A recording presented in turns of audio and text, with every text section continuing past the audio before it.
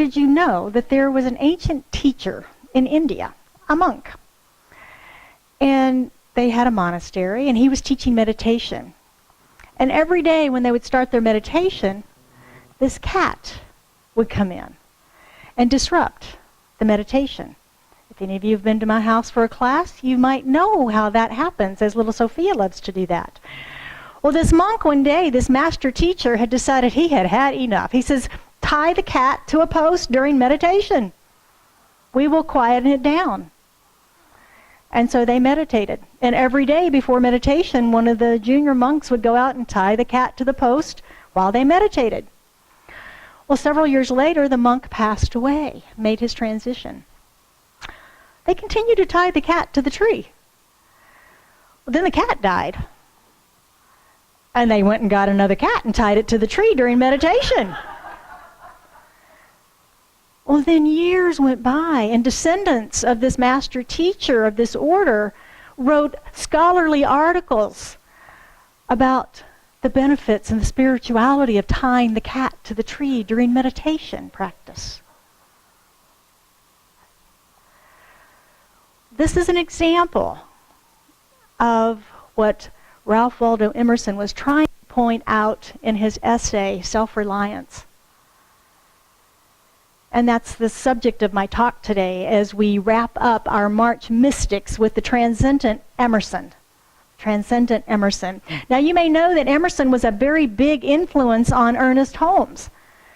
Ernest discovered Emerson at when he was 20 years old at his brother's beach cottage or lake cottage.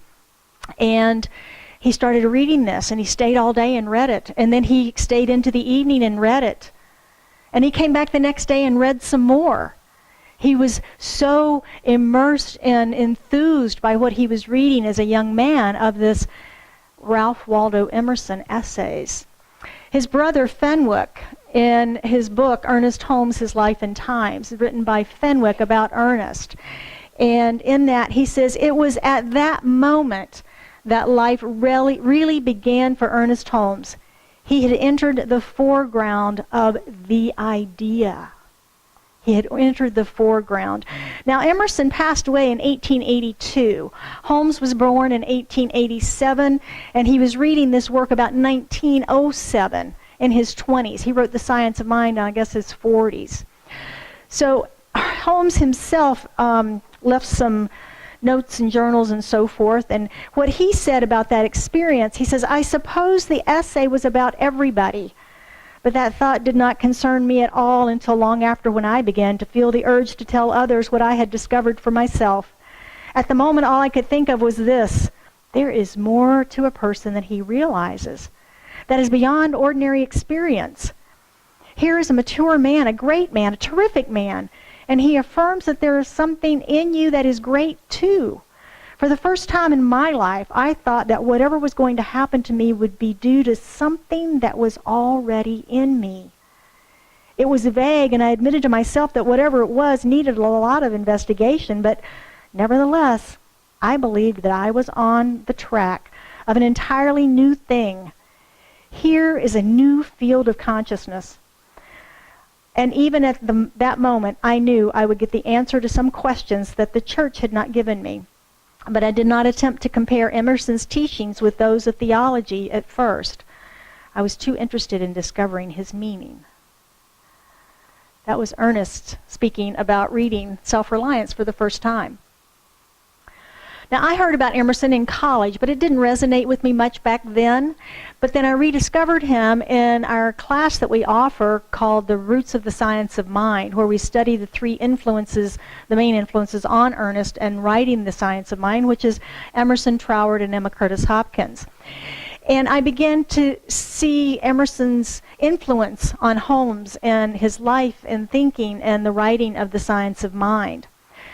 Self-Reliance, out of all the essays, is probably my favorite. I also like Circles and Spiritual Laws. But Self-Reliance really resonated with me because he's telling us to be our own person, that we are unique, individualized expressions of the divine, and we can only be our own unique selves. We can't be somebody else. We can't be somebody else. So one of the points of his essay is to avoid blindly following the paths of others and instead to trust and follow our own instincts and blaze our own path. Hence the cat to the post example. Believe it or not, I was a rebel child growing up. I always questioned and I wanted to know and experience more. I grew up in a little bitty tiny town and not much going on there, but I was an avid reader. My mom read to me as a small child growing up, and I began reading early and as a preschooler and grade school and all the way through. I read everything I could get my hands on, books and magazines. And I experienced the world through that reading, people, places, events, and so forth through those magazines and those books. In high school, I debated with my teachers over what they were teaching. We had interesting and fascinating conversations. But I had this conformance stripe within me. Color between the lines. Stay within the rules. Don't go outside. Don't go outside the lines. And it's an interesting mix of personality. And for those of you that study the Enneagram, yes, I'm a solid 1 on the Enneagram. So that explains a lot. Anyway, I followed my mom's encouragement to become a nurse, which I now realize was some of her frustration and her not being able to have done that in her life, that she wanted to live vicariously through me. But after my first semester, pretty much, I knew that nursing was not for me, and I switched to business. And shortly thereafter, everything I owned is in the back of on top of and in the back of a 1979 Honda Civic, and I'm Dallas bound. I left that small town and I took off. And I haven't looked back, so to speak. So I guess I did follow my own instincts and blaze my own path as it relates to my life. Ernest Holmes tells us that self-reliance is the word to dwell on. Dwell on that word. Listen to your own voice. It will speak in terms that are unmistakable. Trust in your own self more than in all else. Every person within his own soul is in direct communication with the infinite understanding. When we depend on other people, we're simply taking their light and trying to light our path with it. When we depend on ourselves, we are depending on that inner voice that is God speaking in and through man. Man is the inlet and the outlet to all there is in God.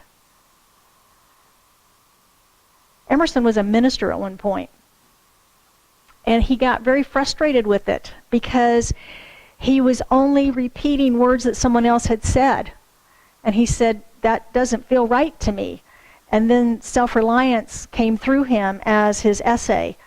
And he left the ministry because he wanted to speak what he was receiving as opposed to what he was told to speak. And that's what I love about our teaching. While we have a framework of the science of mind and metaphysical principles, we can present it however Spirit presents it to us. And that's part of the idea of self-reliance within our teaching and underlying science of mind. And it can be challenging, a very challenging tenet of our teaching, that many people who come and explore it for the first time and stay for a while kind of go, wait a minute, I'm responsible? My thoughts control my life? There's not a meddling God that's going to punish me and control my life and all those things that some of us have been taught in other faith traditions. And there's fear around that because of the personal power that goes along with it, because of the responsibility that goes along with that. But within this teaching, we know that through the use of our spiritual practices, that we can direct this power in our lives, that we can design our own lives. Another one of Emerson's points in this essay is that conformity is death to an individual. Conformity is death to an individual. And he's really big in this essay about talking how of his day in the mid-1800s. Imagine what was happening in our country at that time, how people were just conforming and walking the straight and narrow, so to speak, in life and not having their own thoughts be expressed through them, that they were taking their information.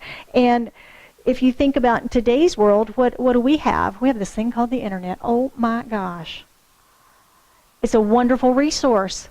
There's a lot of information out there. Who should I listen to? Who should I listen to? Emerson's point is listen to yourself. Listen to your inner wisdom. Listen to Spirit within you. So Ernest Holmes tells us that in his quote too, that when we depend on other people, we're simply taking their light and trying to light our path with it. Taking their light. Emerson tells us that whoso would be a man must be a nonconformist. What I must do is all that concerns me, not what the people think. It is the harder because you will always find those who think they know what is your duty better than you know it. It's easy to live in the world after the world's opinion, where we're just told what to do, and we do that because that's the way it's always been done, right? We tie the cat to the post. That's the way it's always been done. Now granted, sometimes we do need to borrow light from another. We've got practitioners and ministers here to support us, to shine the light, to illuminate our paths when we need it, when the night is dark. We're not talking about that. We're talking about this as dependency, as a life, a way of being in your life. That you're always looking for someone else to give you an opinion, someone else to give you a way of being, someone else to provide that, rather than going within and knowing within ourselves. Because we are that unique, individualized manifestation of the divine. Nobody can be you but you, right? Nobody can be you but you. Nobody has the perspective of the world that you do. Nobody can say the words. Nobody hears the words or expresses the same words that you do. Your inner voice is different than mine. Thank goodness, right? They're all different. Spirit speaks to us differently, and it's up to us to then express that, to be the hands, the feet, the voice of God in the world to each other. So throughout this essay and the Science of Mind, both authors tell us that over and over again. You have everything you need within. You have access to universal mind, the one mind. We are all of that. We all know when we hear truth, it resonates like a bell going off within us. And we know when our BS monitor goes off too, right? Yeah, and that one's not belief system this morning. We know when that goes off. We have that resonance within us. We know, but we don't always trust it. It is said that we live, move, and have our being in the one mind and can access it whenever we need. But what happens? We get caught up in worrying about the past or worrying about the future. Oh my gosh. Rather than being present in the moment and listening to that inner guidance, we can get caught up in the busyness of the world of effects. I read Seth Godin's blog this morning. I don't know if any of you read that. He always has some wonderful stuff in there. And this morning, he was talking about being busy. And he says it's a common safe place. It's a common safe place, being busy. He says, we're supposed to give you a pass because you were full on all day, frantically moving from one thing to the other, never pausing to catch your breath, and now you're exhausted. He says, no points for busy. Points for successful prioritization, points for efficiency and productivity, points for doing work that matters. No points for busy. No points for busy. So how do we stay out of busy? Anybody besides me busy? Yeah, no white space in the calendar? Oh my gosh. How do we stay out of that? How do we stay out of that? How do we become successful prioritizers, focus, do work that matters? Well, spiritual practices. You've heard me say it before. By the way, I'm teaching a class tomorrow night. If you'd like a little more, you can come and join me for that. But this is what Emerson and Ernest are both talking about. And I think Seth stopped short of giving us a practice, a way. He told us the problem and the solution, but he didn't give us the bridge to get there. And I think our spiritual practices are that bridge to get there, to get in touch with our own intuition. The voice of God within each of us guides, guards, and directs us all day long. But if we get so busy and focused outside, we can't hear it because it's a quiet little voice, isn't it? It's a very still voice, and it's difficult to hear, but we can hear it when we're in our peaceful center. We can hear it loud and clear.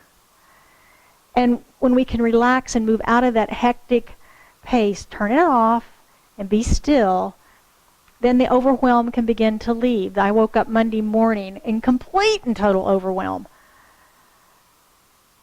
You might know I'm getting married at the end of the month. Ron and I are. Woohoo! And everything was just colliding with Easter and the annual meeting and all the to-do lists in my head exploded, and I was in complete overwhelm. And I knew I had to get into my meditation chair. I knew that's the safest place for me to go. And I did. And I sat there for a very, very, very long time to get myself out of the hamster cage, out of the overwhelm that I had created in my own mind. Nobody had done that to me. I did it to myself. I was over busy and overwhelmed. But by going in and being able to get centered, find peace, I could prioritize. I could then find the meaningful pieces and parts of it, what was meaningful, what matters in all of the activity that's coming up. And I could prioritize that and focus on it. Anybody experienced intuition?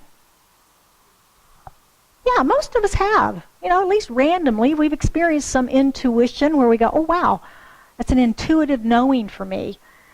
What if you could hear it all the time? What if you could trust it all the time? Would your life be different?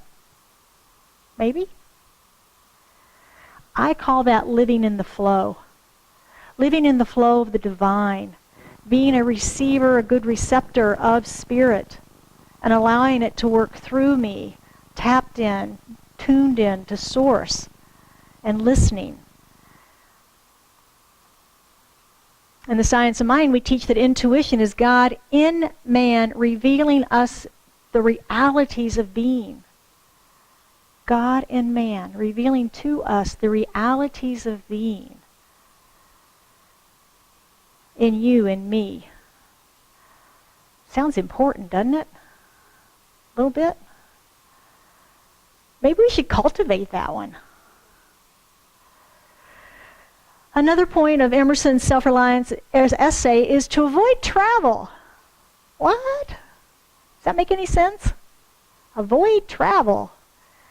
Well, he goes on to say we need to look at why we travel. Why do we travel? I need a break. I need to get away from my life. Right? I'm trying to escape. I'm trying to have a different experience. I'm trying to get away from me, right? And that's his point. You know, it's like the old book, wherever you go, there you are. That's his point. And don't travel. Don't try to go find a culture someplace else. Stay home, within. Because all change originates within, doesn't it? From the inside out. From the inside out. He's saying don't go off in some far off place, like the prodigal son, to try and discover yourself. Yourself is right here at home. Discover that and then go travel. And then go travel and experience the world. And finally, he says that self-reliance is the foundation of a productive, efficient, and self-sustaining society. Imagine if everybody, just in America, was self-reliant. Would we have a productive, efficient, and self-sustaining society? We probably would. We probably would. For me, that's what's true of the Science of Mind. It teaches us, I think, to be self-reliant, to recognize our own inherent wisdom, our own inherent power, and to have faith in ourselves and trust God. And I love this teaching for those reasons. So after revisiting this essay for the first time in a long time, actually, I hadn't read it for a long time, it is very evident the influence that Emerson had on Ernest Holmes. And in the Science of Mind, you can begin to see these ideas woven throughout this teaching. He's more philosophical than Ernest was. Ernest is pretty philosophical, but I think Emerson was much more so than Ernest was. And his brother Fenwick again said that Ernest began reading Emerson when he was 20, and at 50 years later, he was still reading the same essays. And I find that true not only with these essays, but also with the Science of Mind, that the more I read it, the deeper it is. I've shared with you several times that I think they change the words on the pages on me sometimes because I've never read that quite that way before. And the same is true of Emerson. There's just a depth to this as we continue, and he talks about it that in the essay, that we can understand at this level, and then once we understand at that level, then we can understand at a higher level, and it continues our evolution that we talk about. If you've not read Emerson, if you're not familiar with his works and you have an interest in doing so, they're available online. You can read for free online all of these essays. And I recommend that you start with bite-sized pieces, maybe a paragraph at a time. They're that deep. And the language can be challenging sometimes because I've learned a lot of new words I had to look up. I had no idea what they meant because of the style of the mid-1800s and the style that we use today. But it's fascinating reading if you want to begin to have an experience of that. It's a rich feast of ideas, and one of the first steps on the path of the science of mind. So let's look at our practicing the presence this week and see how we might experience some of Emerson's mystical messages. So like the story of the monk and the cat, the story of the woman that cut the ends off the ham, remember that one? The story of the fisherman who threw back all the fish except the 12-inch fish, right? Remember those stories? Those are funny stories about how traditions get started and maintained year after year after year after year until somebody finally goes, why do we do that? Well, that's how big my pan is, right? I had to throw back the bigger and the smaller fish. My pan wasn't big enough. I had to cut the ends off the ham. My pan wasn't big enough. I tied the cat to the post because that particular cat was unruly, right? Didn't mean I had to go buy another cat and tie it to the post because of a meditation. So that's our question today. Do you really need to tie the cat to the tree? Where are you blindly following the paths of others? Number 2, Emerson challenges us to be a nonconformist. Color outside the lines. Have you ever experienced being outside the lines, against the flow, not agreeing with everybody? If you're in this room and in this teaching, you probably have, right? We're a little bit nonconformist in this room. I know you guys. We're all a little nonconformist. But his point of that is that we not just unquestioningly go along, that we question, that we listen to our own inner wisdom, march to the beat of our own drum, listen to your own guidance. And that's the challenge this week, is try one day of really listening to your inner guidance, your intuition. Pay attention, follow it, and see what emerges new in your life. And my experience with intuition is that the more I trust it and follow it, the more pronounced it becomes. The more pronounced, it's like a muscle, the more pronounced it becomes. And third, Emerson suggests that the effects that we'll see of self-reliance are to alter our religious practices, this idea of not traveling outside of ourselves, but to stay home and develop our own personal culture, and to focus on the individual rather than societal progress. The first 2 of those sound like science of mind. New Thought and the Science of Mind are very much different spiritual practices from what was practiced in Emerson's day. Mid-1800s, very much different from what was happening then.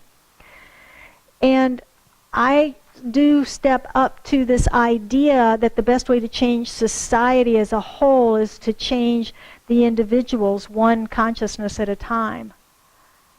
I don't think we can put blanket rules on everyone. I think we put our own rules on our own selves and change ourselves from within, and that changes everything around us. And again, that statement about traveling. That was interesting. It was an interesting exploration in the essay to go through that. But changing our location is like putting a Band-Aid. Anybody ever run from a situation? Relationship or job or family and you got to your new destination and you unpacked your suitcase and the same old problem showed up, right? same people showed up with different faces. Yeah, and that's really what he's talking about, the idea of travel, is to work within first, then travel. Travel for the joy of traveling, not to escape some reality that you may be experiencing. So that's it. That completes our 5 weeks of the Mystics of March. And Ernest Holmes, the Christ consciousness as revealed through Jesus, Emma Curtis Hopkins, Zen Buddhism, Ralph Waldo Emerson. 5 mystical teachers that have impacted the science of mind teaching and what we study. I hope you've enjoyed it. I have. That's been a fun exploration for me. And recognize that we are all mystics. Do you believe that you're a mystic? Yeah, we're all mystics at some level.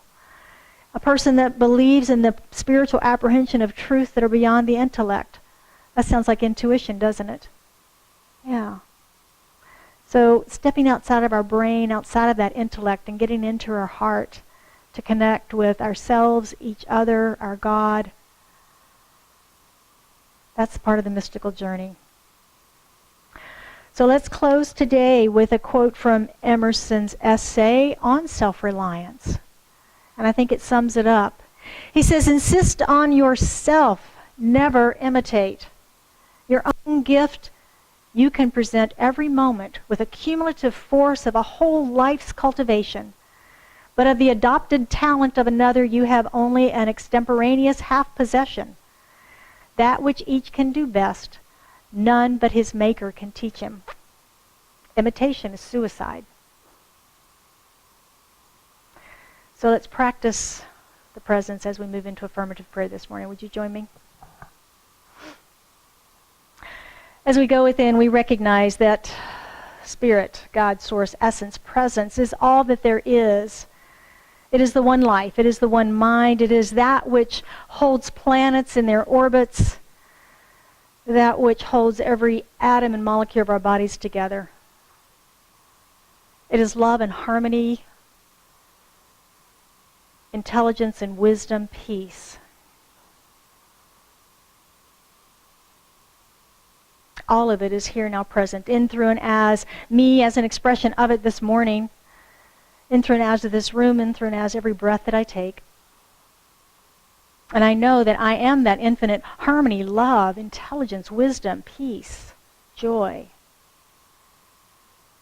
And as I know this truth of myself, I know this truth for each and every one of us in this room, that each of us is in and as this one life, this life of God, the one mind, the infinite intelligence.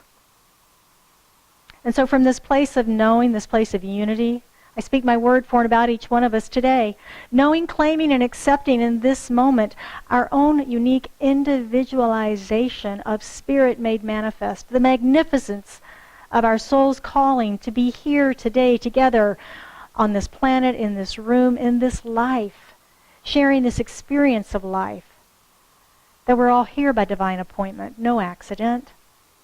And we're here to express that magnificence, to listen to our inner guidance, to our intuition, to the infinite intelligence within us.